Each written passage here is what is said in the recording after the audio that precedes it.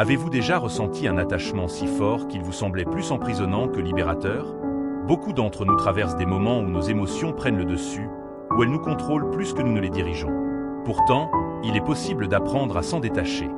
Dans cette vidéo, nous allons explorer des enseignements anciens mais toujours d'actualité, pour comprendre comment alléger notre esprit de ces liens émotionnels qui pèsent sur nous. À travers la sagesse de grands penseurs, vous découvrirez comment créer en vous un espace de liberté intérieure. Nous verrons ensemble des pratiques concrètes pour vous aider à vous concentrer sur l'essentiel, la paix intérieure et l'équilibre émotionnel. Cette vidéo est une invitation à repenser nos liens, à trouver l'harmonie entre lâcher prise et attachement sain. Le détachement, ce n'est pas se couper du monde ou des gens. C'est simplement apprendre à ne plus donner le pouvoir de nos émotions à ce qui échappe à notre contrôle. Quand on s'accroche trop fort à une personne, à une idée ou à une situation, on perd notre stabilité intérieure. C'est comme si on tendait la télécommande de nos émotions à quelqu'un d'autre. Imaginez vos émotions comme un cerf-volant. Chaque fil représente une personne ou une situation à laquelle vous êtes attaché. Si vous tirez trop fort sur les fils, ou si vous en tenez trop à la fois, vous êtes emporté par le vent. Le stoïcisme nous enseigne que nous ne pouvons pas contrôler le vent, mais nous pouvons choisir quel fil tenir. Alors, à quoi ou à qui êtes-vous trop attaché? Est-ce la peur de la solitude? Le besoin de validation?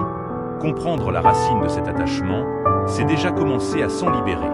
Engagez-vous dans des activités qui nourrissent votre esprit et redonnent du sens à votre vie. Le détachement véritable ne naît pas du désintérêt, mais de la lucidité. L'attachement vient souvent de l'ego. Avec le temps, notre ego s'empare de nos émotions et brouille notre jugement. Il nous fait croire que notre valeur dépend des autres, de leur regard, de leurs réponses. Pourtant, au fond, nous sommes des êtres d'amour, comme un enfant qui rayonne naturellement de joie avant même de comprendre ce qu'est l'ego. Prenons un exemple. Imaginez que vous êtes au lycée et que vous avez un coup de cœur. Votre bonheur semble reposer sur cette personne. Un jour, vous lui déclarez vos sentiments, mais vous êtes rejeté. C'est un choc, une douleur réelle. Pourtant, avec le recul, vous comprenez que votre souffrance venait surtout de votre attachement à un résultat.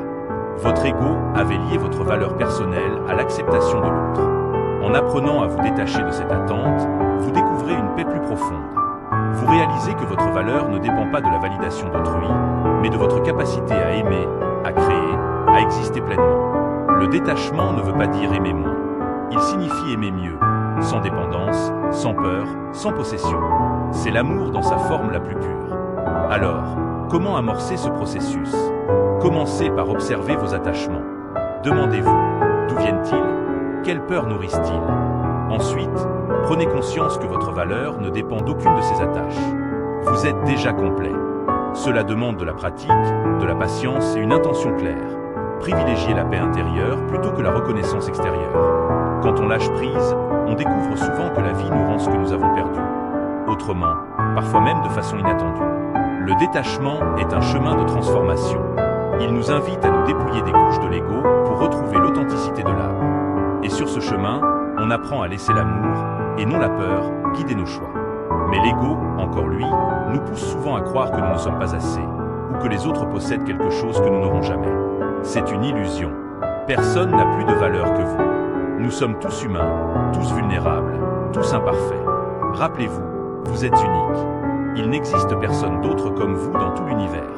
Votre combinaison de talents, d'expérience et de qualité est irremplaçable. Reconnaître cela, ce n'est pas de l'orgueil, c'est de la gratitude envers la vie. Cette prise de conscience est libératrice.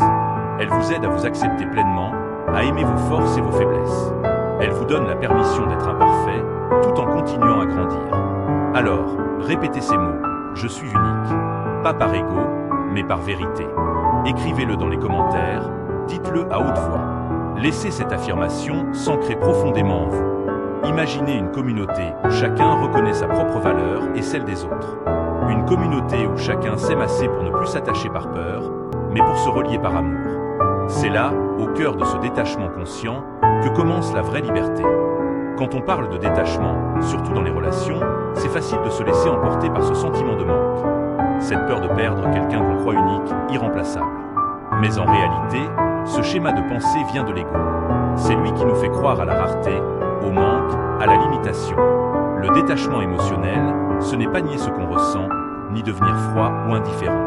C'est au contraire embrasser l'abondance que la vie nous offre et reconnaître notre propre capacité à aimer.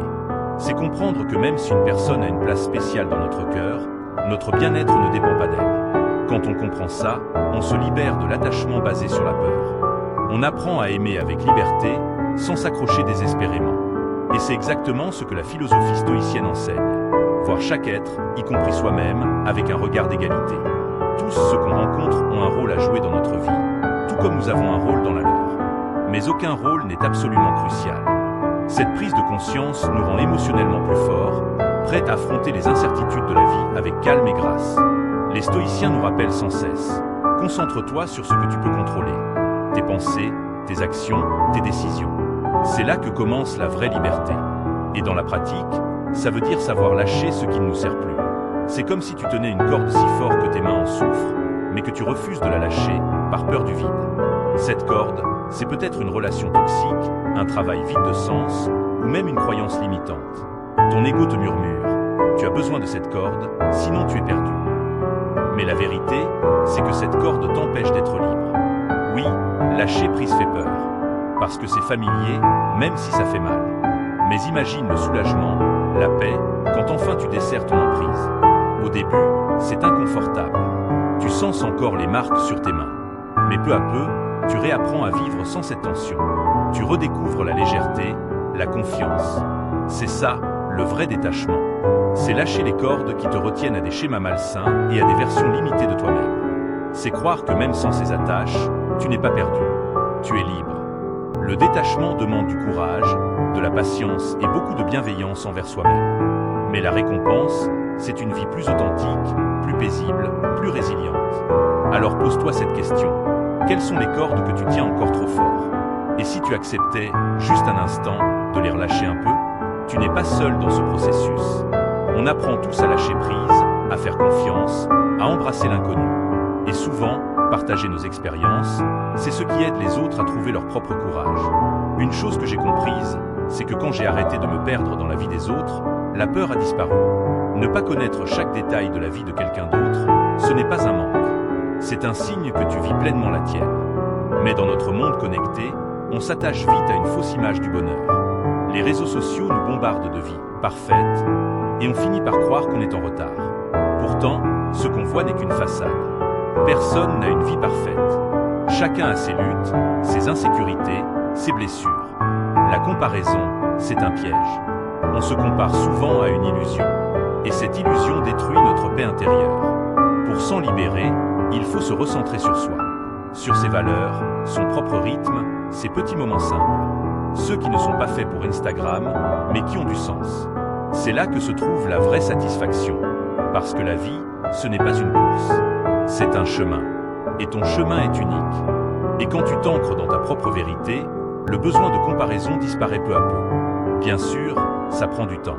Mais chaque pas vers toi-même t'éloigne de la peur et t'approche de la paix. Maintenant, parlons de ce qui compte vraiment. Dans le détachement, il ne s'agit pas de rejeter les autres, mais de se reconnecter à soi. De comprendre que la relation la plus importante, c'est celle que tu as avec toi-même. Croire que ton bonheur dépend de quelqu'un d'autre, c'est donner ton pouvoir. C'est comme un oiseau qui attend une autorisation pour voler. Mais le ciel t'a toujours appartenu. Quand tu réalises ça, tu comprends que ton épanouissement ne dépend pas des autres. Il dépend de toi. C'est comme un jardin. Tu ne supplies pas une fleur de pousser.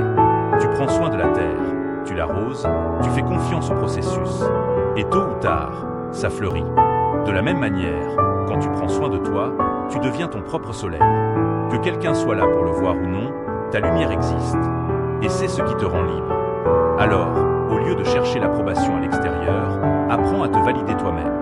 Quand tu vis quelque chose de difficile, ton premier réflexe, c'est souvent de chercher du réconfort ailleurs. C'est humain. Mais si tu dépends toujours de la validation des autres, tu leur donnes le pouvoir sur ton bien-être. Apprends à être ton propre soutien, à te dire « ce que je ressens est normal ». C'est ok d'avoir mal. Deviens ton propre ami. Écoute-toi, ressens, accueille. Ce simple geste renforce ton autonomie émotionnelle. Tu n'as plus besoin qu'on t'approuve pour savoir que tu as de la valeur. Et petit à petit, tu entres en relation différemment. Non plus par besoin, mais par choix. Tu partages ta lumière, non pour être vu, mais parce que tu es plein. Et souviens-toi, Tes émotions sont valides simplement parce qu'elles sont les tiennes. Si on n'arrive pas à s'accepter et à se pardonner, on finit par chercher désespérément quelqu'un d'autre pour le faire à notre place. Le pardon de soi est donc une clé essentielle du détachement émotionnel. C'est apprendre à se traiter avec la même compassion et la même compréhension que l'on offrirait à un ami proche. Concrètement, cela peut vouloir dire prendre du recul quand on se surprend à se juger durement. Se rappeler qu'on est humain, que l'on fait tous des erreurs et que l'apprentissage passe par l'échec. On peut se dire « Ok, j'ai fait une erreur, c'est normal, ça arrive à tout le monde. Qu'est-ce que je peux apprendre de cette situation pour faire mieux la prochaine fois ?» Ou encore « Je me juge très durement, mais est-ce que je parlerai ainsi à un ami ? Non. Alors pourquoi me traiter de cette façon ? » L'idée, c'est de développer un dialogue intérieur plus doux, plus compréhensif, et de se rappeler qu'on fait de notre mieux avec les ressources que l'on a. C'est ça le plus important. Bien sûr, se pardonner ne veut pas dire ne pas prendre la responsabilité de ses erreurs. Ce n'est pas une excuse pour continuer à se comporter de façon nuisible. C'est plutôt une façon de se libérer de la honte et de la culpabilité paralysante pour pouvoir avancer et grandir. Quand on apprend à se pardonner, on devient moins dépendant du pardon des autres. On n'a plus besoin qu'on nous rassure constamment, car on sait se le dire nous-mêmes. C'est un processus quotidien. Certains jours, c'est facile. D'autres jours, il faut consciemment choisir de se pardonner, même si une partie de nous résiste. Mais chaque acte de pardon de soi est un pas vers plus d'autonomie émotionnelle. Se pardonner, c'est se dire « Je suis là pour moi-même, même dans les moments difficiles. Je m'aime et je me soutiens quoi qu'il arrive. » Et depuis cette place de bienveillance envers soi, on devient plus capable d'être vraiment là pour les autres. On peut les soutenir et les pardonner, non par besoin, mais par générosité du cœur. Une autre source majeure d'attachement émotionnel malsain, c'est le besoin compulsif de tout contrôler. On veut gérer les situations, les gens, les événements pour se rassurer. Mais cette quête illusoire de maîtrise totale nous enchaîne à nos peurs et nos angoisses. Combien de choses échappent réellement à notre contrôle dans la vie ? Le détachement émotionnel passe par l'acceptation que l'univers suit son cours, avec ses lois qui dépassent notre compréhension. Certains imprévus, certains changements, certains comportements des autres nous échapperont toujours. Bien sûr, il est naturel d'exercer un certain contrôle sur ce qui dépend directement de nous. Mais vouloir tout diriger, des plus grandes aux plus petites choses, mène uniquement à frustration et épuisement. Il s'agit d'identifier les situations qui déclenchent en nous cette urgence de tout maîtriser, puis de prendre une pause, respirer profondément et se demander « Est-ce que je peux vraiment contrôler cela ? Ou est-ce que je me crée inutilement du stress ?» Le contrôle absolu est une illusion. Souvent, le meilleur contrôle est d'accepter de lâcher ce qui nous échappe. Lâcher prise ne veut pas dire abandonner. C'est se faire confiance pour naviguer au mieux à travers les imprévus de la vie. C'est faire confiance au flux naturel des choses. Comme le roseau, qui plie sans se rompre sous le vent, nous devons identifier ce que nous pouvons réellement influencer et laisser le reste aller, avec ouverture et confiance. C'est dans cet abandon que se trouve la liberté intérieure. Autre point clé, ne pas s'identifier à ses émotions. On a tendance à trop s'accrocher à ce qu'on ressent, colère, tristesse, anxiété. On rumine, on s'y attache. Mais nos émotions sont comme des vagues, elles montent et descendent. Le détachement émotionnel, c'est réaliser que nous ne sommes pas nos émotions. Elles vont et viennent, mais notre être profond reste immuable. Concrètement, cela peut signifier observer la colère ou la tristesse lorsqu'elle surgit, se dire « Ah, voici cette vieille sensation. Elle est temporaire, elle passera. » Plutôt que de s'y complaire ou de s'y identifier, on laisse passer ces vagues comme des visiteuses. Sans les nier, sans les refouler, mais sans se laisser posséder par elles. Avec la pratique, on apprend à vivre ces vagues avec légèreté. Souvent, c'est notre résistance aux émotions négatives et notre avidité pour les positives qui les font persister. Plus on lutte, plus on nourrit l'attachement. Alors, lorsqu'une émotion forte surgit, accueillez-la avec conscience. Je te sens, mais je ne suis pas toi. Tu passeras comme tout le reste. Au fil du temps, cette pratique mène à une liberté et une paix profonde. Les émotions ne dictent plus notre vie. Elles deviennent des reflets passagers, à la surface de notre existence, parfois belles, parfois troublées, mais toujours changeantes. Enfin, une des clés du détachement, c'est la présence. L'esprit s'accroche au passé ou au futur, et c'est là qu'il souffre inutilement. Les regrets, les rancunes, les scénarios imaginaires, tout cela n'existe que dans notre mental. Seul l'instant présent est réel. Pour se détacher, ramenez sans cesse votre attention sur l'ici et maintenant. Ressentez votre corps, observez ce qui vous entoure, laissez vos sens s'ancrer dans le moment. Plus vous pratiquez cette présence, plus le détachement se renforce. Dans le présent, il n'y a rien à contrôler, rien à posséder, juste l'expérience pure. Rappelez-vous, le passé est fini, l'avenir incertain. Tout ce qui existe vraiment, c'est ce moment. En vous enracinant ici, vos peurs et attachements perdent leur emprise. C'est dans cet ancrage, dans cette lucidité présente, que vous découvrez la plénitude simple mais profonde de la vie. Merci d'avoir écouté. Si vous êtes nouveau ici, abonnez-vous pour plus de sagesse stoïcienne. Et voici 2 autres vidéos pour continuer à explorer cette philosophie.